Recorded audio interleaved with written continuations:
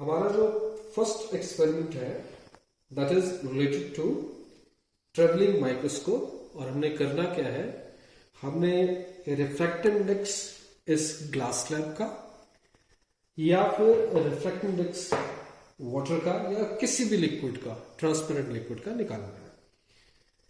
लेकिन ये दोनों रिलेटेड है किससे? इस ट्रेवलिंग माइक्रोस्कोप से। और इस ट्रेवलिंग माइक्रोस्कोप में क्या है, ये सारा अपरेटस आपके पास ट्रेवलिंग माइक्रोस्कोप है और ये पर्टिकुलर पार्ट माइक्रोस्कोप है और इसमें ये आपके पास ऑब्जेक्टिव लेंस है, ठीक है, और ये आपके पास आई लेंस है। मतलब यहां हम देखेंगे और ऑब्जेक्ट जो है वो इस साइड यहां पड़ा होगा। और इसकी मोशन को हम अगर ऊपर नीचे करना चाहे तो इस रैक एंड पिनियन अरेंजमेंट से कर सकते हैं। एक मेथड ये है। और इससे क्या होगा, इसकी जो दो स्केल्स हैं, एक वर्टिकल स्केल, ठीक है, और जो हॉरिजॉन्टल स्केल, तो इसके मोशन से, रैक एंड पिनियन अरेंजमेंट के मोशन से इसकी जो रीडिंग है वो बिल्कुल भी चेंज नहीं होगी। लेकिन एक और मेथड है इसको ऊपर नीचे सारे सिस्टम को करने का। वो क्या है कि आप, ये स्क्रू है, ठीक है, इस स्क्रू को लूज कर दीजिए। इसको मैंने अगर लूज किया तो इसके मोशन को मैं ऊपर नीचे ये आराम से कर पाऊंगा, ठीक है। और इससे क्या होगा, इसकी वर्टिकल रीडिंग चेंज होगी, ठीक है। और अगर मैं इस स्क्रू को कर दूं टाइट, इस स्क्रू को देखो पहले मैंने लूज किया था, अब मैंने किया टाइट। टाइट करूंगा तो इसकी वर्टिकल मोशन नहीं होगी। तब इसकी वर्टिकल मोशन कैसे होगी? इस स्क्रू से। But this will be smooth motion, ठीक है। इसका मोशन धीरे धीरे धीरे धीरे ऊपर की ओर होगा और यही हमें फिर स्मूथ और नीचे की ओर करना है तो इस स्क्रू को आप उल्टा घुमाना शुरू कर दीजिए। बहुत स्मूथ वेरिएशन है, शायद वीडियो में पकड़ में ना आए या आ जाए व्हाटएवर, लेकिन इसका स्मूथ वेरिएशन इस स्क्रू से होगा। और बहुत ज्यादा करना है तो स्क्रू को ढीला कर दीजिए और ऊपर नीचे कर दीजिए। उसी तरीके से आप हॉरिजॉन्टल डायरेक्शन में अगर मोशन चाहते हैं तो इस स्क्रू को लूज कीजिए। ये भी एक स्क्रू है, ठीक है, ये एक स्क्रू है, इसको मैंने लूज कर दिया। और इसकी मोशन को करना चाहूं तो ये देखिए ये हो रहा है। लेकिन अगर मैं यहां अगर इसकी स्मूथ वेरिएशन करना चाहूं तो इसको टाइट करना पड़ेगा। मैंने इसको टाइट किया क्लॉकवाइज डायरेक्शन में घुमा के। अभी ये देखिए इसका ये मोशन एक साइड को हो रहा है और कहां से हो रहा है, जो मैं एकदम एक्सट्रीम एंड पे स्क्रू है उसको घुमा रहा हूं। ये देखिए राइट साइड में जा रहा है। अगर मैं इसको उल्टा घुमाना शुरू कर दूं, मैंने ऐसे ही बात की, तो ये सारा सिस्टम जो है वो लेफ्ट साइड में जाना शुरू कर देगा। तो मैं मोशन जो है इसकी स्मूथ करवा सकता हूं। अगर मेरे पास ये वाला स्क्रू टाइट है तो मैं मोशन यहां से स्मूथ करवा सकता हूं हॉरिजॉन्टली और यहां से वर्टिकली। अब हम जो रीडिंग देखेंगे, मतलब फाइनली इसकी रीडिंग भी तो देखनी है। रीडिंग देखने के लिए हमारे पास ये है इसकी मेन स्केल हॉरिजॉन्टल सेंस में, ठीक है, हॉरिजॉन्टल मेन स्केल है ये। और इसके साथ ये वाली scale, this is the vernier scale. ये मेन स्केल और ये वर्नियर स्केल। उसी तरीके से वर्टिकल डायरेक्शन में भी ये आपके पास क्या है, इट्स मेन स्केल, और ये आपके पास क्या है, इट्स द वर्नियर स्केल। जहां तक सवाल है इसकी वर्टिकल स्केल्स का और हॉरिजॉन्टल स्केल्स का, रीडिंग दोनों की एक जैसे है। तो वो चीज आपने कैसे देखनी है वो मैं अब बताने वाला हूं। अब अगर देखिए आप फर्स्ट सेंटीमीटर को 0 से 1, तो इसमें 20 डिवीजन हो गए, छोटे छोटे 20 डिवीजन यहां करके रखे हैं। 1 to 2 भी 20 है, 2 to 3 भी 20 है, 3 to 4 भी 20 है। हर एक सेंटीमीटर में 20 डिवीजन है। और अगर मैं वर्नियर स्केल की बात करूं तो वर्नियर स्केल में 50 डिविजन है। There are 50 division in the vernier scale. यहां 0 से लेके ये जो 5 लिखा है, हालांकि मैं 0.1 0.2 इसको देखूंगा ही नहीं, मैं सिर्फ डिविजन्स की बात करूंगा। There are 50 divisions in the scale. कौन सी स्केल है ये? Vernier scale. और ये कौन सी स्केल है? It's main scale. और इसकी मेन स्केल के 1 सेंटीमीटर में कितने डिविजन है? 20 डिविजन है। Now how to read it, इसको रीड कैसे करना है।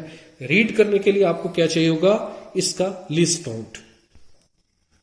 सो in this vernier scale we have 50 divisions, ठीक है, और इसके 50 डिवीजन जो है इस मेन स्केल की, यहां से अगर यहां तक बात करेंगे तो 49 डिवीजन निकल के आएंगे, ठीक है।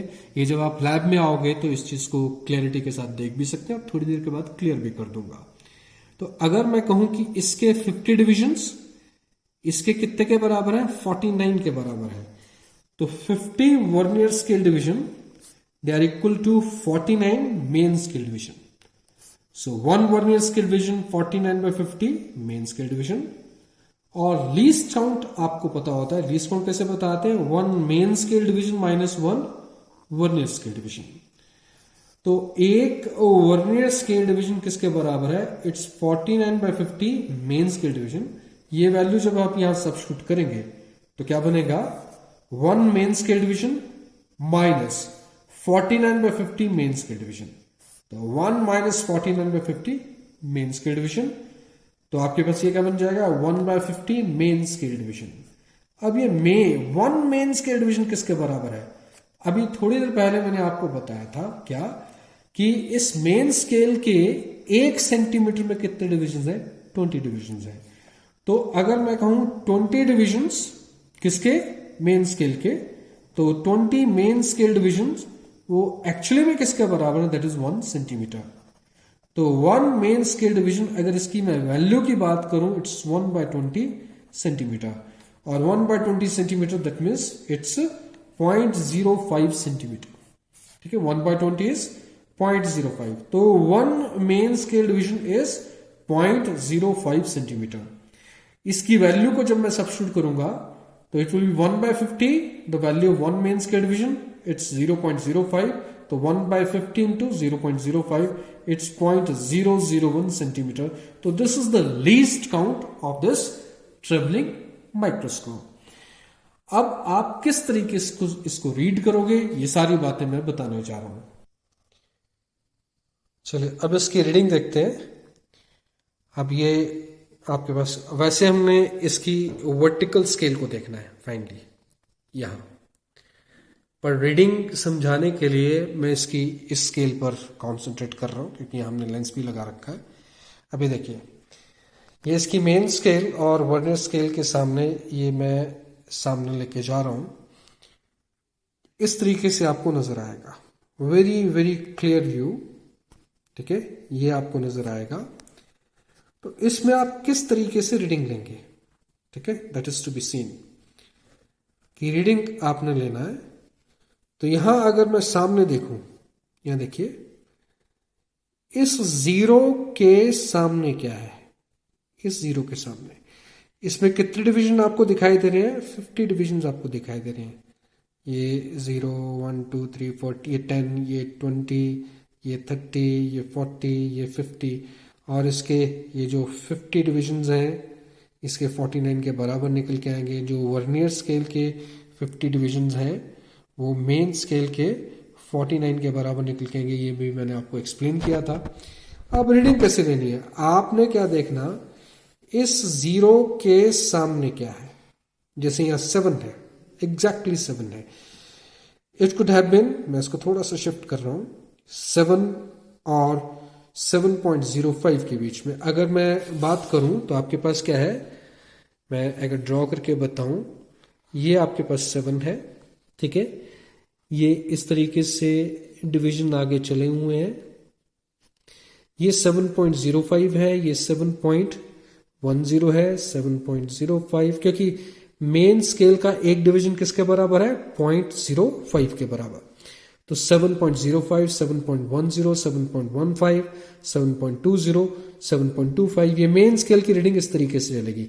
लेकिन देखना क्या है हमने, कि ये जो वर्नियर स्केल का जीरो है ये कहां है, ठीक है, that is to be seen. तो यहां अगर हम देखें तो वर्नियर स्केल का जीरो कहां है, ये देखने को है। Suppose this is the situation, ये सिचुएशन है, तो इसको अगर मैं ढंग से देखूं तो आपको देखिए ये 7, ये 7.05, ये 7.1, ये 7.15, ये 7.15 और 7.2 के बीच में है।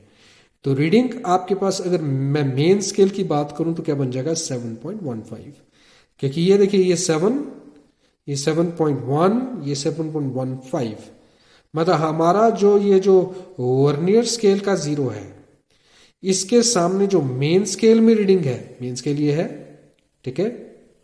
तो इस मेन स्केल में इस जीरो के सामने जो रीडिंग है दैट इज 7.15, तो मेन स्केल रीडिंग कितनी हो जाएगी 7.15।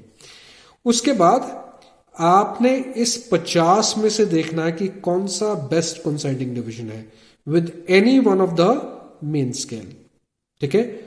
और उस बेस्ट कोइंसाइडिंग डिवीजन को आपने किससे मल्टीप्लाई करना है विद द लीस्ट काउंट। तो आपके पास इस पर्टिकुलर केस में क्या है, ये जो जीरो है ये 7.05, ये 7.10, ये 7.15, ये 7.15 और ये 7.20। तो आपके पास ये जो वर्नियर स्केल का जीरो है 7.15 और 7.20 के बीच में है। तो what is the main scale reading, that is 7.15 centimetre. Main scale reading that is 7.15 centimetre. फिर आपने देखना है इस 50 में से कौन सा बेस्ट कोइंसाइडिंग है, ठीक है।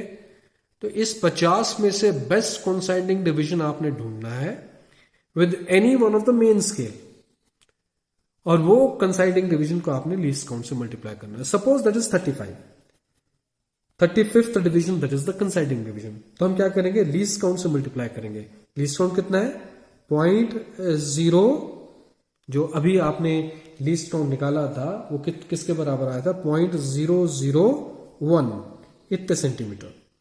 तो आपने इस लीस्ट काउंट से बेस्ट कोइंसाइडिंग डिवीजन मल्टीप्लाई किया और ये क्या निकल के आया 0. जो ये चीज निकल के 035।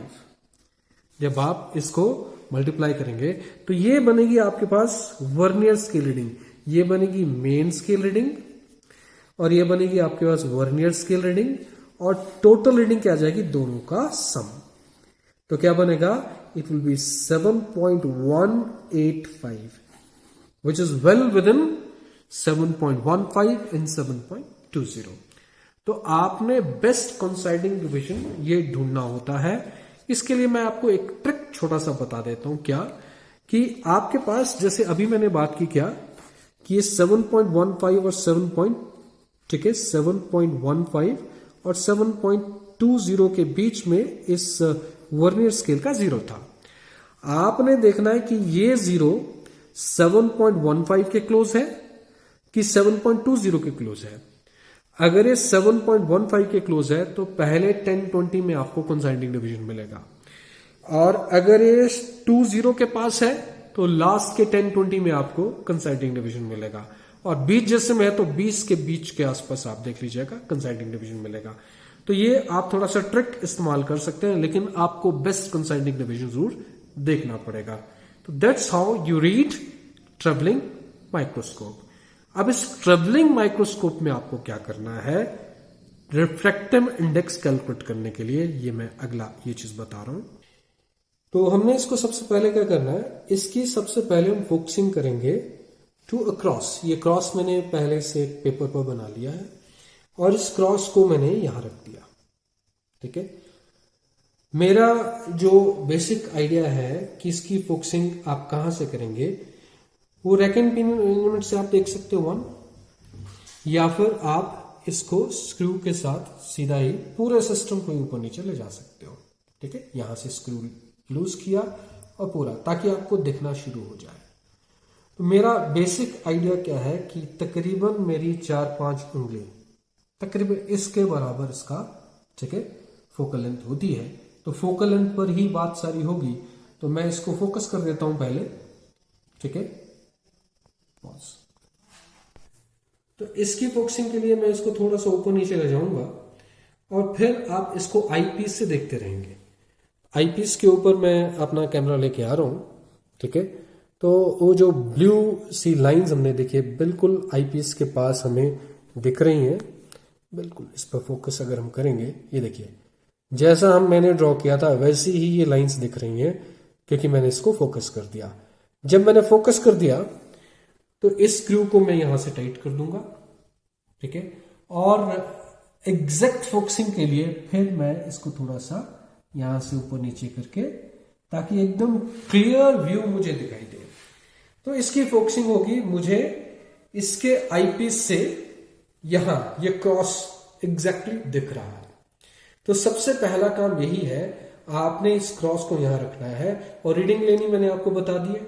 तो इस वक्त की रीडिंग जो भी है वो आप देख लोगे। और इसके बाद एक चीज याद रखिएगा, अब इस स्क्रू को बिल्कुल भी नहीं हिलाया जाएगा। मतलब अब आप इसको टाइट रखोगे, पहली बात। और दूसरी बात, इसको तो बिल्कुल भी नहीं हिलाना, रैक एंड पिनियन अरेंजमेंट को बिल्कुल नहीं हिलाना है, क्योंकि रैक एंड पिनियन अरेंजमेंट को अगर हिलाएं तो यहां रीडिंग बिल्कुल चेंज नहीं होगी। अब हमें रैक एंड पिनियन को बिना हिलाए सारा एक्सपेरिमेंट करना है, ठीक है। रैक एंड पिनियन हम पहले कर सकते थे, बट नाउ जब इसकी फोकसिंग हो चुकी है तो हमने इस रैक एंड पिनियन अरेंजमेंट को बिल्कुल भी डिस्टर्ब नहीं करना है। और स्क्रू को भी हमने क्या कर दिया, टाइट कर दिया। और इस वक्त हमें ये क्रॉस जो है वो ढंग से दिखाई दे रहा है, और हमने इस वक्त की रीडिंग हमने देख लेनी है। और कहां देखनी है, इन द वर्टिकल स्केल। मैंने आपको जो भी कैलकुलेशंस बताई थी वो बताई थी हॉरिजॉन्टल स्केल के ऊपर, यहां बताई थी। अब मैंने आपको ये सारी जो चीज बतानी है वो कहां बतानी है, इन द वर्टिकल स्केल। आप इसको वर्टिकल स्केल पर देखोगे, सारी रीडिंग को आप देखोगे इस वर्टिकल स्केल पर। तो जैसे मैंने अभी आपको बताया था, तो उसी तरीके से आप इस वर्टिकल स्केल की रीडिंग को देखेंगे। सपोज ये रीडिंग कुछ मेरे पास निकल के आ जाती है, let this reading be x, ठीक है। ये रीडिंग हम जो कंसिडर करते हैं, सपोज इस वक्त x है, ठीक है। ये रीडिंग हम इंक मार्क की देख रहे हैं जो हमने क्रॉस बनाया, ठीक है। इसकी मेन स्केल रीडिंग, कंसाइडिंग डिवीजन और फाइनल रीडिंग। और इस रीडिंग को मैं x कंसिडर कर रहा हूं, जो अभी मैंने बोला लेट इट बी x। तो this reading x, of course इसमें थर्ड डेसिमल प्लेस तक रीडिंग होगी, जैसे मैंने आपको 7.185 बताया था। तो उस तरीके से आपके पास यहां रीडिंग आएगी। अब आप क्या करोगे, अब यहां ऑपरेटर्स में आपने क्या करना है, इसी मार्क के ऊपर ये ग्लास स्लैब रखते हुए, जैसे आप ये ग्लास स्लैब रखोगे, क्योंकि एक मीडियम आ गया, तो इसकी इमेज स्लाइटली ऊपर हो जाएगी, थोड़ा सा ऊपर हो जाएगी। और वो चीज भी आपने कर रखी है +1 में +2 में, ये इस तरीके से यहां देखिए आप बुक में। तो ये जैसे मार्क है, ये पानी बता रखा है, मैं इसको ग्लास स्लैब कंसिडर कर रहा हूं। तो इसका जो इमेज बनेगा वो यहां बनेगा, स्लाइटली ऊपर हो जाएगा। तो अब वो आउट ऑफ फोकस हो चुका होगा, अगर बात की जाए वो आउट ऑफ फोकस हो जाएगा, ठीक है। और फोकस में लाने के लिए फिर आप क्या करोगे, इसको फिर ऊपर करोगे, ठीक है। सामने से अगर आप देखोगे, इसको फिर आपने थोड़ा सा ऊपर करना है। क्यों? क्योंकि आपकी इमेज ऊपर जा चुकी है। और इसको मैं साथ में देखता रहूंगा, क्योंकि इमेज इसकी डिस्टर्ब हो चुकी होगी। तो ये सिस्टम थोड़ा सा इस स्क्रू से क्या है, ऊपर की ओर जाएगा, और फिर मुझे ये जो ब्लू मार्क है वो दिखना शुरू हो जाएगा, ठीक है। और ये रीडिंग भी आपके पास चेंज हो चुकी होगी, जो वर्टिकल सेंस में आपके पास जो पहले रीडिंग थी, ठीक है, क्योंकि ये सारा सिस्टम ऊपर की ओर जा चुका है। रीजन बीइंग हमने ग्लास स्लैब रखा है, ग्लास स्लैब से ये जो नीचे मार्क था, जो हम पहले बिना ग्लास स्लैब के देख रहे थे, ठीक है, ये नीचे दिख रहा था। अब ये ग्लास स्लैब के साथ जब देखोगे तो इस क्रॉस की जो इमेज है वो थोड़ी सी ऊपर जा चुकी होगी। तो इस वक्त हम रीडिंग देखेंगे, और वो हमने कहां से देखी, इस पूरे सिस्टम को ऊपर करके। तो ये कितना ऊपर गया ये भी डिटर्मिनेशन हो जाएगी। किस तरीके से हम इस वक्त ये नई रीडिंग देखेंगे, मेन स्केल रीडिंग चेंज हो चुकी होगी, ठीक है, रादर कंसाइडिंग डिवीजन भी। तो ये क्रॉस जो मार्क है विद वाटर या विद द, अगर वाटर है तो वाटर, और ग्लास स्लैब है तो ग्लास स्लैब। तो ग्लास स्लैब के साथ ये आप रीडिंग देख रहे हैं। तो ये suppose that reading is y। तो y माइनस एक्स क्या हो जाएगा, y माइनस एक्स अगर करेंगे तो y माइनस एक्स का मतलब है ये कितनी रीडिंग शिफ्ट हुई है। हालांकि इसकी जरूरत नहीं है, लेकिन आप अगर देखना चाहें कितनी रीडिंग शिफ्ट हुई है तो ये भी डिटरमिन किया जा सकता है। फिर इसके बाद हम क्या करेंगे, third step, it is last step experiment के ऊपर। आप इस क्रॉस को ठीक है नीचे से उठाएंगे और एकदम इस ग्लास स्लैब के ऊपर रख देंगे। अब बहुत ही ऊपर आ चुका है, फिर आपको इसको ऊपर करना पड़ेगा क्योंकि ये फिर फोकस से बाहर हो चुका होगा। आपने इसको ऊपर करना है तो स्क्रू के साथ भी कर सकते हो और यहां से भी कर सकते हो, बट रैक एंड पिनियन आप बिल्कुल चेंज ना करें। द मोमेंट आपको वो क्रॉस दिखना शुरू हो जाए, ठीक है, लास्ट स्टेप में सपोज जैसे ही आपको क्रॉस दिखना शुरू हो गया, क्योंकि आपने इस पूरे सिस्टम को फिर और ऊपर ले आए हैं, इसकी रीडिंग फिर वर्टिकल डायरेक्शन में चेंज हो चुकी होगी, तो ये रीडिंग फिर मेंस की रीडिंग, ठीक है, वर्नियर्स की रीडिंग, ये सारी आएंगी और फिर ये suppose this reading is set. तो आपके पास एक रीडिंग आई जब आपने सिर्फ क्रॉस रखा था, एक रीडिंग आई जब क्रॉस के ऊपर आपने ग्लास स्लैब रख दिया, एक रीडिंग आई जब आपने क्रॉस को ग्लास स्लैब के ऊपर रख दिया। ये तीन रीडिंग अब आपके पास सामने आ चुकी है। यहां XYZ की बजाय क्या लिखा है, R1, R2 एंड R3। तो R1, R2, R3 की टर्म में हम चलेंगे, rather than XYZ we are talking terms of R1, R2, R3। तो कैलकुलेशन पार्ट से अगर बात की जाए तो R1, R2, R3, तो ये रीडिंग्स आपके पास आई R1, R2 and R3। What is the real depth? Real depth मतलब real height, that will be R3 minus R1। And what is the apparent? जो एपरेंट होगी, जो हमें अपीयर होगी, क्योंकि हम ग्लास स्लैब के साथ क्या देख रहे हैं, R2। जो यहां क्रॉस था, ठीक है, वो हमें स्लाइटली ऊपर नजर आ रहा है। तो अगर मैं एपरेंट डेप्थ की बात करूं, it will be R2 minus R3, तो इट्स एपरेंट डेप्थ, और real depth is R3 minus R1, it's real depth. और अब आपको रिफ्रैक्टिव इंडेक्स देखना है, तो रिफ्रैक्टिव इंडेक्स के लिए एक्सप्रेशन क्या होता है, that is real depth over apparent depth. इसका मतलब है R3 minus R1 divided by R3 minus R2। तो आप रिफ्रैक्टिव इंडेक्स ग्लास स्लैब का निकाल जाएंगे। आप इसको एक या दो बार रिपीट कीजिए तो आप फाइनली मीन करके रिफ्रैक्टिव इंडेक्स निकाल सकते हैं। और सिमिलर फैशन में हम वाटर का भी रिफ्रैक्टिव इंडेक्स निकालेंगे। तो बिल्कुल वैसे ही जैसे हमने पहले ग्लास स्लैब कंसिडर किया था, वैसे ही हम वाटर कंसिडर करेंगे, लेकिन वो बीकर में होगा। वैसे ही क्रॉस आपके पास नीचे होगा, फिर क्रॉस आपके पास पानी के साथ, फिर क्रॉस ऊपर। तो उसी तरीके से आप वाटर के साथ भी रिपीट कर सकते हैं। तो ये पहला एक्सपेरिमेंट अब आपके दिमाग में बैठ जाना चाहिए और इसके नोट्स मैं आपको अलग से भेज दूंगा। Thank you.